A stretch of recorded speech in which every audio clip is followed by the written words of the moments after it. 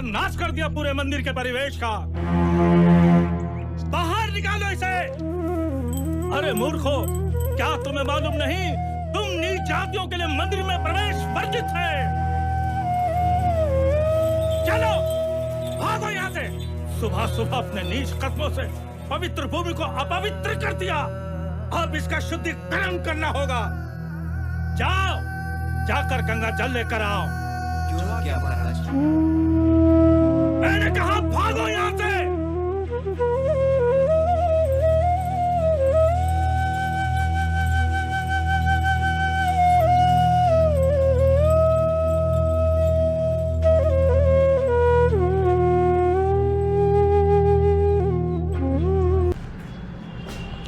अभी ये छोटा सा जो आपने मूवी का क्लिप देखा है, ये वास्तविक समाज का प्रतिबिंब है।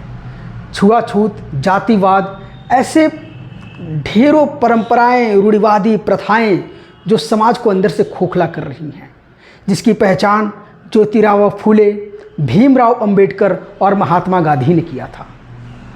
जब 1947 के पहले देश आज़ादी की लड़ाई में कूद रहा था, अपने जोरों शोरों से हिस्सा ले रहे थे, सभी समाज के लोग हिस्सा ले रहे थे, तो आज़ादी सिर्फ ब्रिटिशरों से, अंग्रेज़ों से नहीं, बल्कि उन राजाओं से, उन जमींदारों से, उस वर्ण व्यवस्था को मानने वालों से भी आज़ादी मिल रहा था।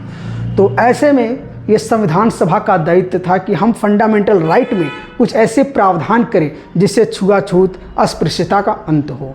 तो आइए हम समझते हैं अस्पृश्यता का अंत, आर्टिकल 17। मैं दीपक कश्यप आपके बीच में लाया हूँ मूल अधिकार का पार्ट 4, जिसमें आज हम अनटचबिलिटी और उपाधियों का अंत आर्टिकल 18 पढ़ेंगे।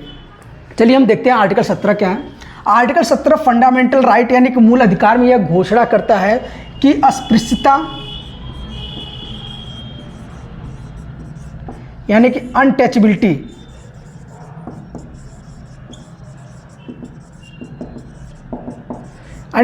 का अंत होता है, अब ये हमारे समाज के लिए ज़रूरी क्यों था, इसके बारे में हम ज़रा समझेंगे। देखिए,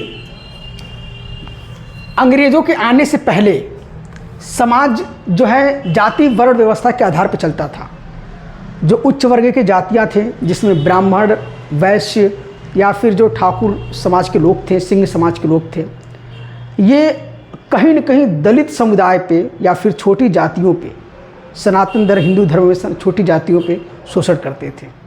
सत्ता पे उनकी भागीदारी थी। क्षत्रिय वंश के क्षत्रिय और ब्राह्मणों का हर जगह एक अधिकार था, जिसके कारण ये होता था कि एक हायरार्की बन गया था समाज में और जाति के आधार पर शोषण होता था, जाति के नाम पर मान सम्मान मिलता था।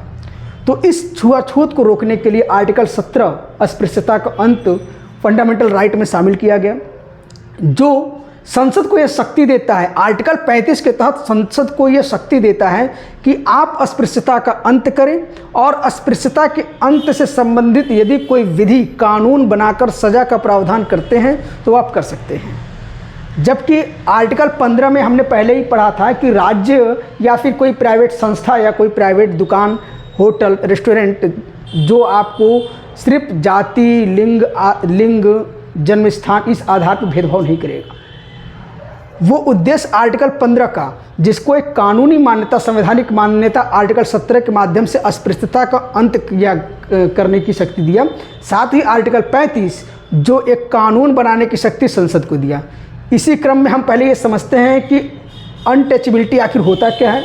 अगर आपके साथ इस प्रकार की घटना घटित हो रहा है तो कहीं न कहीं आपके आर्टिकल 17 का उल्लंघन है। तो हम पहले ये समझते हैं कि अनटचबिलिटी है क्या।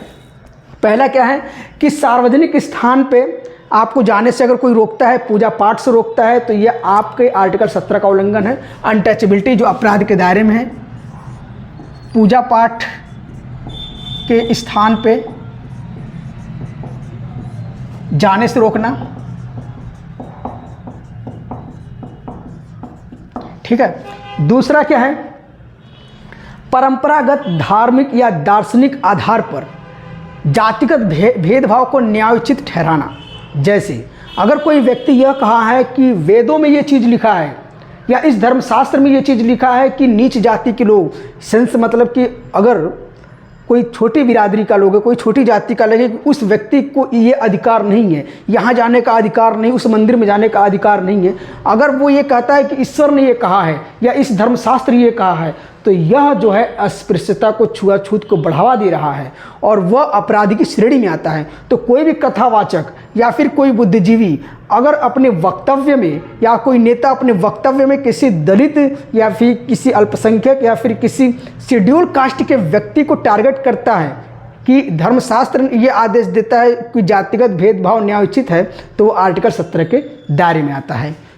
उसके बाद अगली कड़ी में हम समझते हैं किसी होटल, सार्वजनिक स्थान, मनोरंजन स्थल पे अगर जाने के लिए कोई आपको जातिगत भेदभाव के आधार पर रोकता है तो वह आर्टिकल 17 का उल्लंघन है। इसके साथ ही अस्पताल, शैक्षणिक स्थान, हॉस्टल, विश्वविद्यालय, यहाँ पे आपको प्रवेश से अगर वर्जित किया जाता है तो ये आर्टिकल 17 का उल्लंघन है। अब इसी क्रम में हम समझते हैं कि आर्टिकल 35 के तहत अब तक सरकार ने किस प्रकार से, संसद ने कौन कौन से कानून बनाए और उससे संबंधित क्या क्या प्रावधान किए। क्या आज समाज में हम अस्पृश्यता के अंत करने में किस स्थान पर पहुँचे, समाज में इसका प्रभाव क्या है, तो क्या हम अस्पृश्यता को सिर्फ कानून के माध्यम से ही समाप्त कर सकते हैं, इसके बारे में हम चर्चा करेंगे। आर्टिकल 35 के तहत फंडामेंटल राइट में एक आता है आर्टिकल 35, जो संसद को शक्ति देता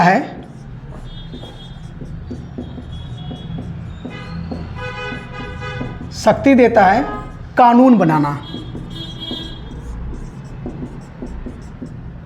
देखिए,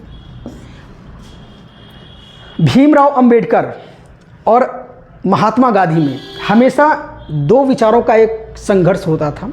पहला, महात्मा गांधी का कहना यह था कि जो समाज में जो भेदभाव है वो हृदय परिवर्तन के माध्यम से वो हम बदलाव ला सकते हैं।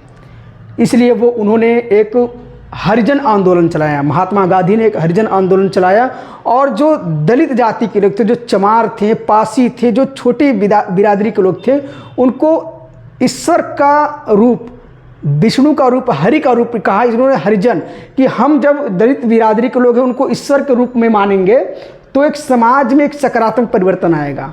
लेकिन इसी के विपरीत डॉक्टर भीमराव अंबेडकर जो एक दलितों के मसीहा हैं, उन्होंने ये कहा नहीं, आप हृदय परिवर्तन करके समाज में परिवर्तन नहीं ला सकते। इसके लिए कठोर विधि, कठोर कानून होना चाहिए, सजा का प्रावधान होना चाहिए, जिससे लोगों में डर पैदा हो। क्योंकि जो व्यक्ति एक धर्म के नाम पे, एक समाजशास्त्र, एक धर्मशास्त्र के नाम पे समाज का जब शोषण कर सकता है, तो वो कैसे सिर्फ धर्मशास्त्र के नाम पे एक परिवर्तन ला सकता है? ऐसा कतई नहीं हो सकता है। तो उन्होंने यही कहा कि एक कानून लाना चाहिए। तो आर्टिकल 35 के तहत डॉक्टर भीमराव अंबेडकर के द्वारा पहली बार इसके निवारण के लिए कानून लाया गया, जो पहला था 1955 में अस्पृश्यता निरोधक अधिनियम।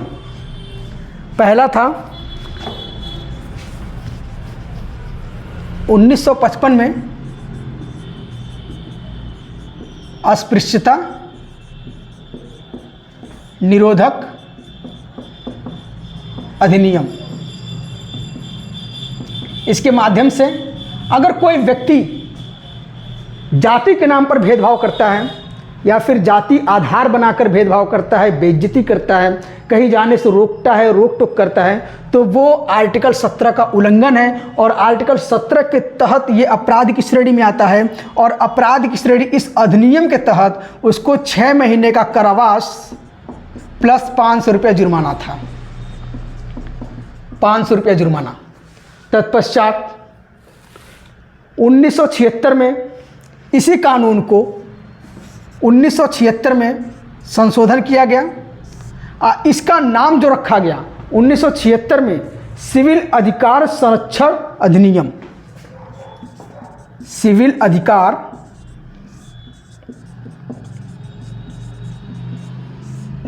संरक्षण अधिनियम। देखिए, एक्चुअली क्या है कि 1955 में जब अस्पृश्यता निरोधक अधिनियम लागू हुआ था तो देश की स्थिति ये थी कि अभी नया नया देश आज़ाद हुआ था, बहुत सी रियासतें जो है अभी विद्रोह की स्थिति में थी।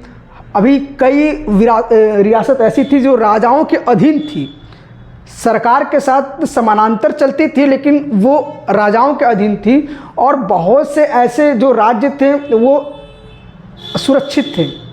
तो पूरे देश में इस अधिनियम को लागू नहीं किया गया था, लेकिन जब सकारात्मक परिवर्तन देश में आने लगे और हम पूरी देश में सभी रियासतों को मिलाकर एक अच्छा भारत बना सकें, तब 1976 में सिविल अधिकार संरक्षण अधिनियम आया। और इस सिविल अधिकार संरक्षण अधिनियम का उद्देश्य यही था कि पूरे भारत में एससी और एसटी के साथ जो भेदभाव हो रहा है उसको रोकने के लिए, या फिर जाति सूचक जहाँ पे भेदभाव हो रहा है उसको रोकने के लिए पूरे भारत में इसको लागू किया जाए। ठीक है। उसके बाद 30 जनवरी 1990 को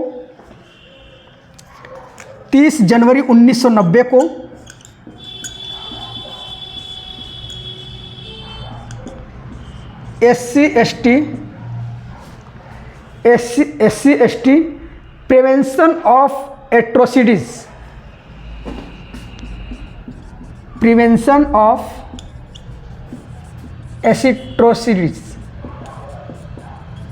एक्ट 1989 आया, जिसको आप सामान्य भाषा में SC ST एक्ट भी कहते हैं। आजकल हर थाने में ये चीज़ बहुत काफ़ी जिक्र रहता है कि SC ST एक्ट लग गया है, उनका अलग से कानून है, इस प्रकार से।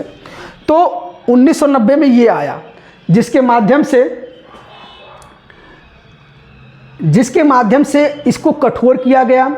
अपराध की श्रेणी में काफ़ी वक्तव्यों को शामिल किया गया कि जाति सूचक अगर कोई बोलता है या फिर जातिगत भेदभाव करता है, जातिगत टिप्पणी करता है, तो उसको अपराध की श्रेणी में रखा जाएगा। और यदि कोई ऐसा अपराध होता है जिसमें कोई उच्च वर्ण का व्यक्ति शामिल है अपराधी के तौर पे, तो पहले उसकी गिरफ्तारी की जाएगी। तो इस प्रकार से कठोर कानून लाया गया जिसमें दलितों का और फिर शेड्यूल कास्ट का, SC ST के हितों का संरक्षण किया गया। और ये सिर्फ और सिर्फ भीमराव अंबेडकर की देन थे। इतना परिवर्तन होने के बाद, इतना कानून बनने के बाद भी हमारा जो देश था एक लड़की को एक अपराधी बनने से नहीं रोक पाया। हाँ, हम चर्चा करते फूलन देवी की। फूलन देवी जिसके साथ जातिगत भेदभाव हुआ, उन्होंने एक कुएं का पानी भर लिया था, कुएं से पानी ले लिया था, उनको नग्न अवस्था में पूरे गांव में घुमाया गया, जिसका परिणाम यह निकला कि वो एक कन्या, एक छोटी सी लड़की जो आगे चलकर एक डकैत का रूप लेती है। और वो 14 जनवरी 1981 को एक जघन्य अपराध करती है, जिसमें से 21 क्षत्रियों को एक साथ हत्या कर देती है।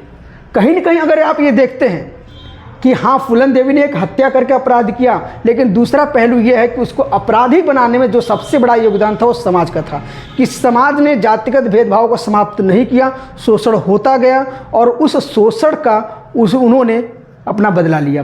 तो ये था। उसके बाद इतना सब कुछ हो जाने के बाद 1995 में जो SC ST prevention atrocity act था 1989, इससे रिलेटेड नोटिफिकेशन जारी हुआ। और नोटिफिकेशन में ये कहा गया कि जो भी व्यक्ति अपनी जातिगत भेदभाव के कारण, जातिगत बेइज्जती के कारण अपने गांव से पुनर्वास कर जातिगत भेदभाव के कारण अपने गांव से किसी अन्य क्षेत्र में चला गया है, अपने शहर से किसी अन्य क्षेत्र में चला गया है, तो उनके पुनर्वास के लिए ये सुविधा उपलब्ध कराएगी कि उनको स्पेशल राहत दिया जाएगा।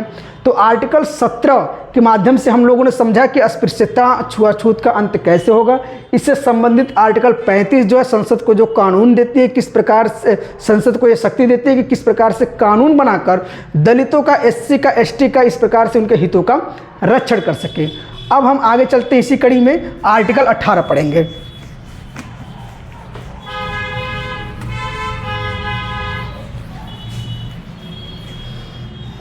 आर्टिकल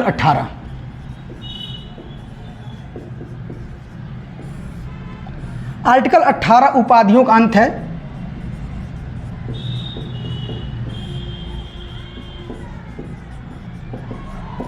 उपाधियों का अंत, जिसको इंग्लिश में कहते हैं एबॉलिशन ऑफ टाइटल्स।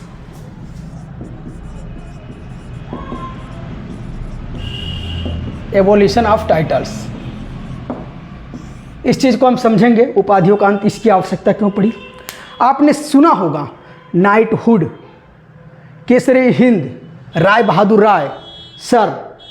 अक्सर आप ये सुने होंगे कि नाइटहुड रविंद्रनाथ टैगोर, केसरी हिंद महात्मा गांधी, राय बहादुर राय, तमाम लोगों को दिया जाता था। इसका सबसे बड़ा कारण ये था कि जो ब्रिटिशर्सों द्वारा ये उपाधि दिया जाता था वो स्वयं के हित के लिए दिया जाता, व्यक्तिगत हित के लिए, ना कि उस व्यक्ति के हित के लिए। एक महान का दार्शनिक का एक कथन है कि जिस व्यक्ति को उसकी आलोचना आहत न कर सके उसकी प्रशंसा करके उसको मार दो। शायद इस कथन को अंग्रेज़ों ने बहुत गंभीरता से लिया था, इसीलिए जब कभी ब्रिटिशर्स की लड़ाई में हमारे जो स्वतंत्रता सेनानी थे बहुत ज़ोरों शोरों से लगे रहते थे, तो अक्सर वो सम्मान के माध्यम से उनके संकल्पों के साथ समझौता करते थे।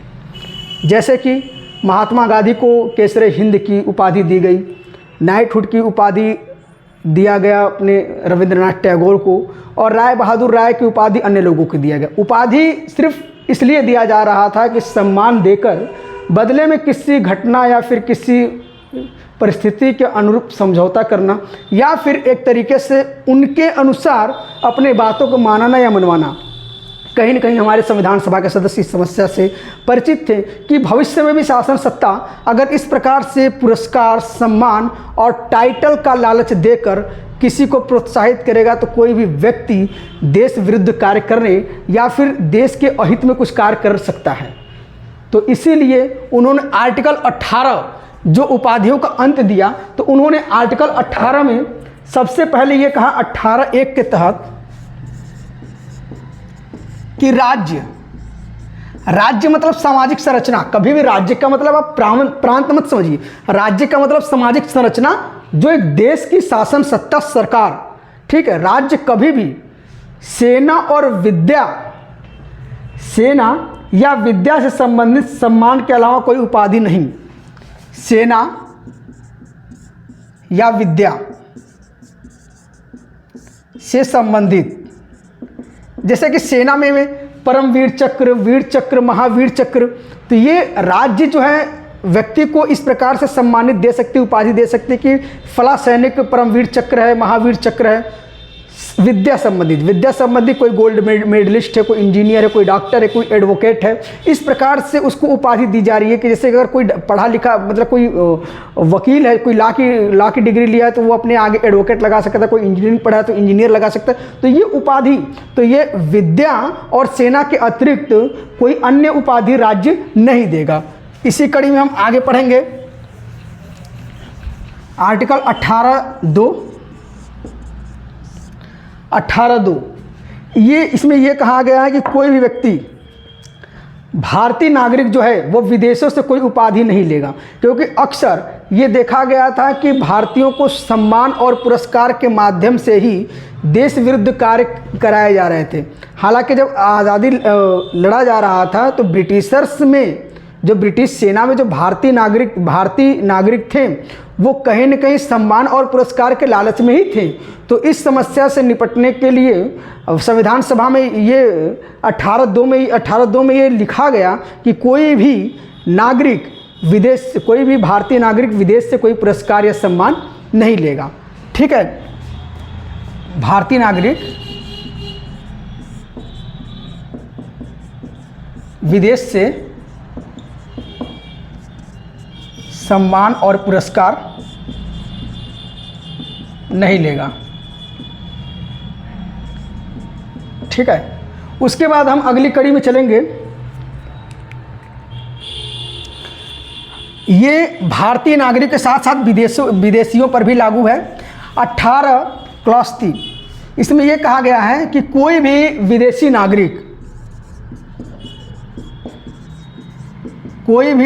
नागरिक ठीक है, जो राज्य की सेवा के अधीन है, राज्य यानी कि सरकार या देश की किसी लाभ पद पे यानी कि अपनी इस राज्य के अंदर, देश के अंदर कोई अपनी सेवा दे रहा है, कोई लाभ के पद पे है, किसी सेवा के या लाभ के पद पे है, तो वह बिना राष्ट्रपति के सहमति पे, बिना राष्ट्रपति के सहमति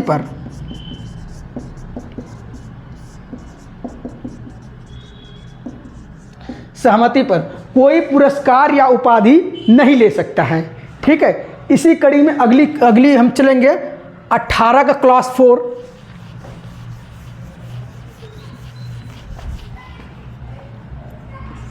इसमें यह कहा गया है कि विदेशी प्लस भारतीय नागरिक, ये विदेश से कोई भी पुरस्कार और उपाधि ले सकते हैं।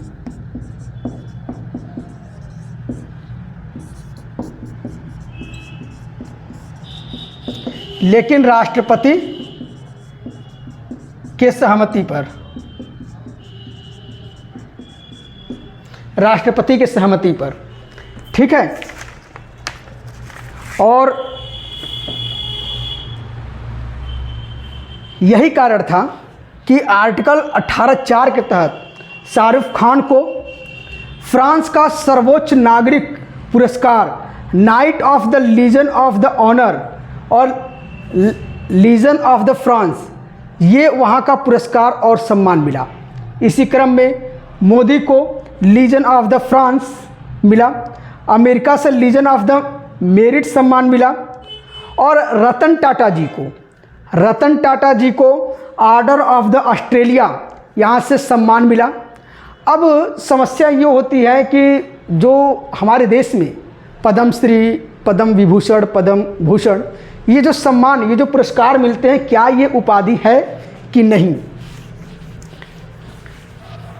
अब जो पद्मश्री, पद्म विभूषण है, वो 1854 में इसकी शुरुआत की गई थी। पद्म भूषण 1854 में इसकी शुरुआत की गई थी। पद्म भूषण,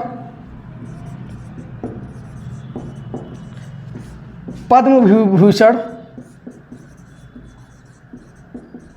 पद्मश्री, इसकी शुरुआत 1854 में किया गया था। 1854 से, अरे सॉरी 1954 में किया गया था। 1954 से 1977 तक ये लगातार चला। 1977 में मोरारजी देसाई की सरकार बनती है, जनता पार्टी की मोरारजी देसाई की सरकार बनती है, जो इस सम्मान को, इस पुरस्कार को उन्होंने रोक लगा देते हैं। फिर 1980 में इंदिरा गांधी की सरकार आती है और इंदिरा गांधी की सरकार से अब तक लगातार इन पुरस्कारों, इन सम्मानों के माध्यम से नागरिकों को प्रोत्साहन करने के लिए अन्य प्रकार से पुरस्कृत किया जाता है। उसके बाद 1996 में एक सुप्रीम कोर्ट का निर्णय आता है। 1996 में सुप्रीम कोर्ट का एक निर्णय आता है और उसमें यह कहा गया है कि जो पद्मश्री, पद्म विभूषण, पद्मश्री, ये जो उपाधियाँ, ये जो पुरस्कार हैं, एक्चुअली में ये पुरस्कार है, उपाधि नहीं। मतलब ये राज्य द्वारा दिया गया एक पुरस्कार है और इसको प्रत्यय और उपसर्ग के रूप में इस्तेमाल नहीं किया जा सकता है। यानी कोई व्यक्ति अपने नाम के पहले या नाम के बाद इसको टाइटल के रूप में इस्तेमाल नहीं कर सकता है। यदि कोई व्यक्ति टाइटल के रूप में, जैसे कि अगर कोई व्यक्ति पद्मश्री फला फला व्यक्ति, या फिर कोई व्यक्ति पद्मश्री, अगर इस प्रकार से अगर कोई नाम लिखता है, अपने टाइटल का यूज़ करता है पद्मश्री और ये पद्म विभूषण प्राप्त करने वाले व्यक्ति, तो उसको इस पुरस्कार को त्यागना होगा, वापस करना होगा। तो ये हमने समझ लिया आर्टिकल 17 और आर्टिकल 18। आर्टिकल 17 में हमने अस्पृश्यता का अंत और आर्टिकल 18 में उपाधियों का अंत। आपको ये वीडियो कैसा लगा, समझ में आ रहा है कि नहीं आ रहा है, इसमें क्या हम सुधार कर सकते हैं, अपना राय दीजिए। Thank you very much.